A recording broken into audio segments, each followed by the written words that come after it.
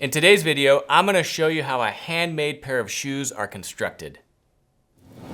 I'm Kirby Allison, and I love helping the well-dressed acquire and care for their wardrobes. Join me as we explore the world of quality, craftsmanship, and tradition. All of you know how important it is for me to really pass down the narrative of quality, craftsmanship, and tradition to my oldest son, Nathaniel.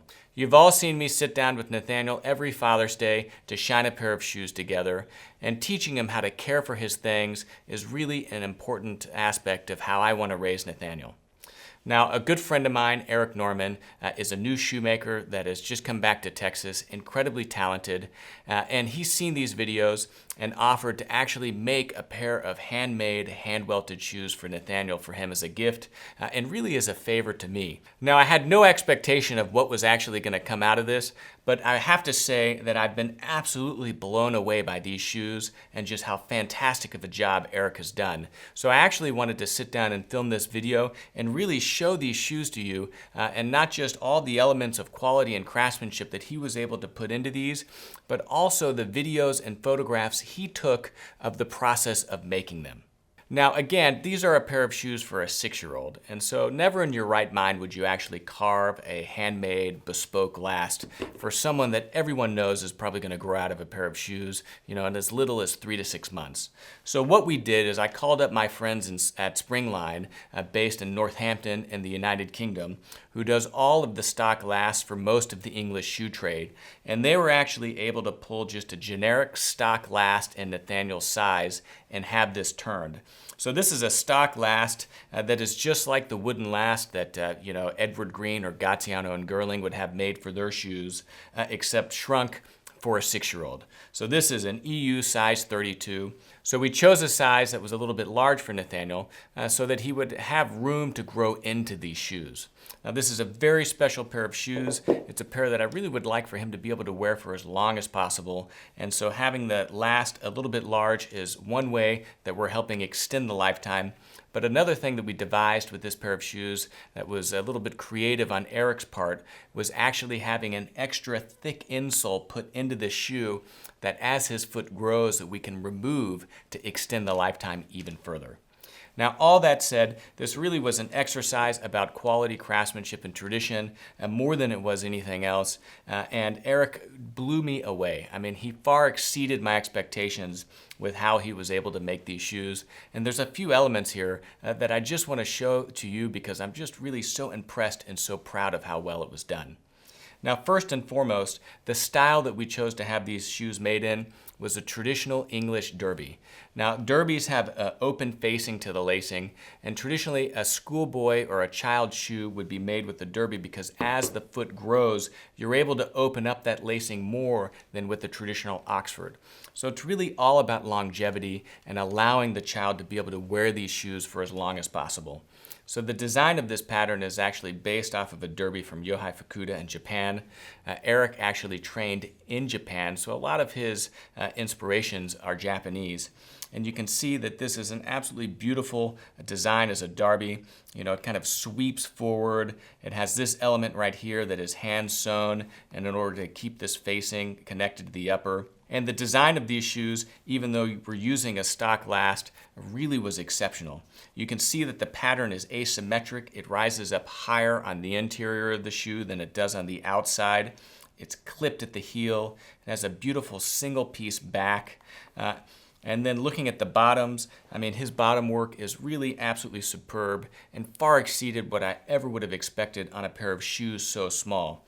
So of course, not only are these shoes hand welted, but Eric did an absolutely incredible job building in that hard countering. Now that hard countering is the hard pieces of leather that are worked in between the upper and the interlining that help give that additional structure to the shoe. Now that's a characteristic very common on bespoke shoes because you want a bespoke shoe to support the foot as much as possible. And just look, even here through the arch, I mean, the hard countering is absolutely exceptional. Now that carries through all the way to the toe, and that was one of the specific things I asked Eric, is that in creating the shoe, I really wanted a hard toe puff that would allow us to produce a beautiful mirror shine like this. The bottom work on these shoes are absolutely incredible. I sent Eric some J.R. Windenbach oak bark tanned leather outsoles. We just pulled a pair from our Kirby Allison certified shoe restoration program for him to use. And so beautiful oak bark tanned leather outsole. But look at the bottom finishing here. I mean, of course, not only is he using an invisible channel stitching, but look at the way that this waist is shaped. Not only is the weight really clipped in as what you would call a tight waist or a narrow waist, which creates more shape to the last, but look how he beveled it. It's got a beautiful, nice, kind of soft arch here that is so elegant, it's so sleek. I mean, really, the finishing of this pair of shoes is as good, or if not better, than some of my bespoke shoes that I've had made. Continuing along to the heel, again, Eric built this heel stack, again, layer by layer, and then shaped it by hand. And he did an incredible job not just following the heel base, but then clipping it in as it comes to the inside of the shoe. So these shoes are beautifully made. I mean, again, look at the edge, beautifully fudged, which is where you use a wheel to indent the top of the outsole right here before it is sewn on. Each one of these indentation marks where the shoemaker is going to stitch the outsole to the welt, but it also has a decorative value that's just really nice and shows a beautiful finish. The edges are completely hand ironed, the heels are waxed and ironed themselves, and when you look at these shoes, they're really absolutely superb. So these, without question, were made large, and I honestly think that Nathaniel will probably be able to get at least a year's worth of use out of these. Now, whenever he grows out of them, luckily I've got another son, Nicholas. He's got Nathaniel's same initials, and so Nicholas hopefully will be able to wear these shoes also. Now, one of the things that was fun is since Eric was making these, I asked him to take some videos and some photographs of the process. And once we got all those videos together and I reviewed them, I really was impressed and really pretty happy about how complete of an overview of how a handmade pair of shoes are made. So I thought you might be interested in seeing the photographs on how these shoes were made because it lends a really good insight into the process of making a bespoke pair of shoes. The last that we used to make these shoes were made by the British firm Springline, which is one of the premier last-making companies in England, probably the only last-making company left. They're based in Northampton, and they do most of the English shoe trade's lasts and a lot of their shoe trees. And so they were able to make a stock size 32 last. They sent me a few different options for how the last was shaped. And ultimately I decided on this one right here that has a beautiful kind of soft round toe shape. As you can see, the silhouette of this shoe is very traditional. Once Eric received the last, he taped them up and then sketched out the pattern on the tape. Now, after they sketched the pattern on the tape, they then peel that tape off, lie it flat, and that helps serve as the basis of their pattern making. Next, you can see the first draft of the pattern. It was transferred from the tape onto pieces of cardboard. Now that cardboard is then used to actually click the leather. So here you can see Eric marking it with a little pencil that is then used to cut out. So since this was a totally new pattern and Eric had never really made a pair of shoes this small, one of the things that we decided from the beginning was that we were going to make a pair of trial shoes just to make absolutely certain that the sizing was correct and that no adjustments needed to be made. Here you can see that first trial shoe really validating the pattern and making sure that the fit is good.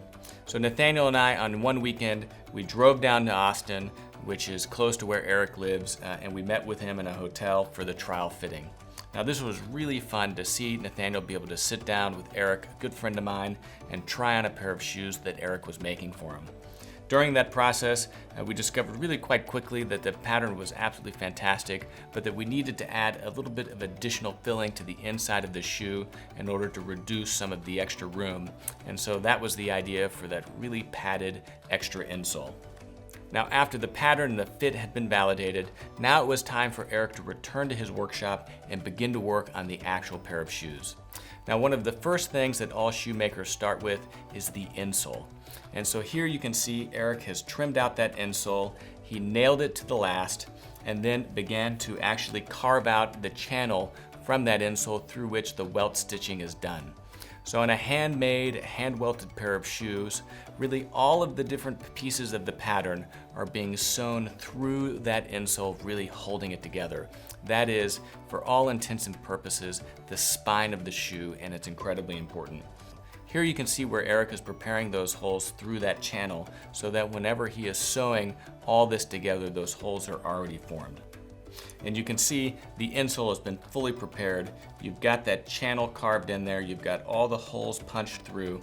And so now it's ready for the uppers to be lasted over the last. So next, Eric needs to get started on actually creating the uppers.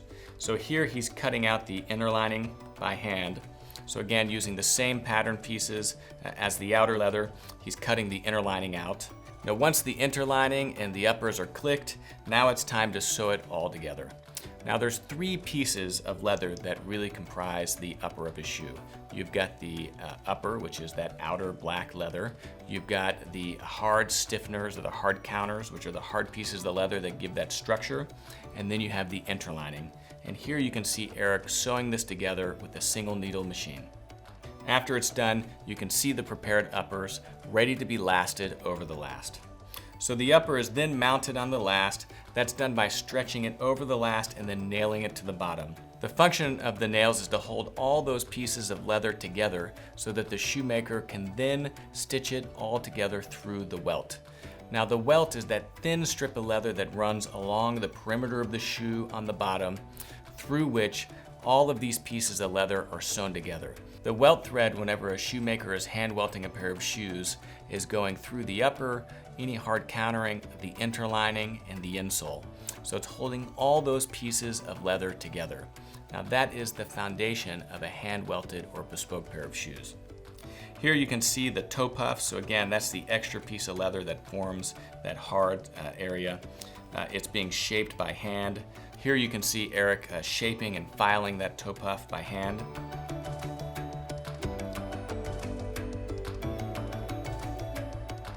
And then the leather is hammered to the last to just help further create that shape and dimension.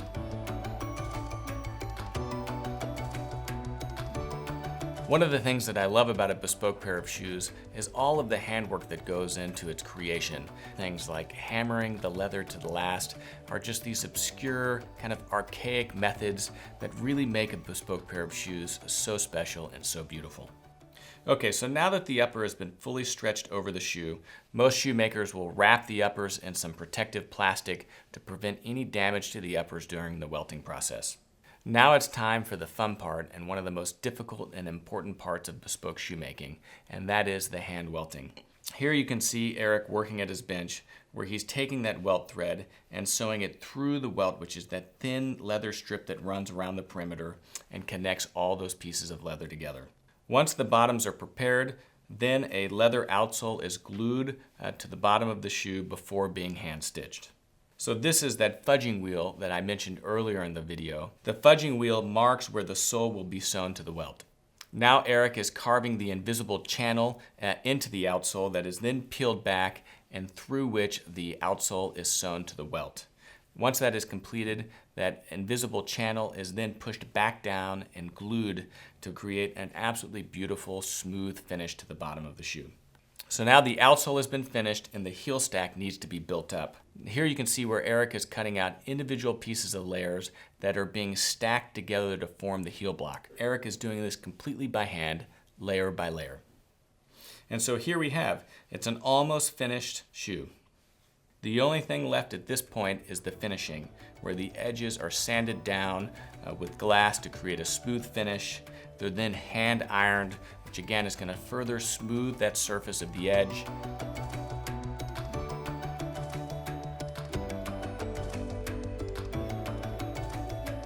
It's dyed and waxed and then buffed to a high shine. And just one last finishing touch that I really appreciated from Eric was the hand tacking at the tip of the toe and then the tacking of Nathaniel's initials into the waist of the shoes. So after these shoes were done, I wanted to surprise Nathaniel, and so we actually filmed an unboxing of these shoes for Nathaniel's semester project that he presented in front of the entire school. And so you can see Nathaniel sitting down in my office at this set in front of my table, unboxing the shoes and going through a first shoe shine. Whenever Nathaniel saw these shoes, I mean, the look on his face just was so special for me. And for me to be able to share one of my passions with my son as a father is just a really touching moment for me. And so next Father's Day, whenever we sit down to do our annual Father's Day shoe shine together, you can rest assured that it'll be really special for him to actually be able to have his own handmade pair of shoes to join me in shining. So special thanks to my good friend Eric Norman, an incredibly talented shoemaker. Everyone, please go follow him on Instagram. I know that Eric is about to launch his own hand-welted shoe business where he'll be accepting commissions similar to this, using a stock last, but totally made to order and made by hand. And after seeing these shoes and seeing the level of quality and craftsmanship, I can say unequivocally that Eric is an exceptionally talented shoemaker. Eric, thank you.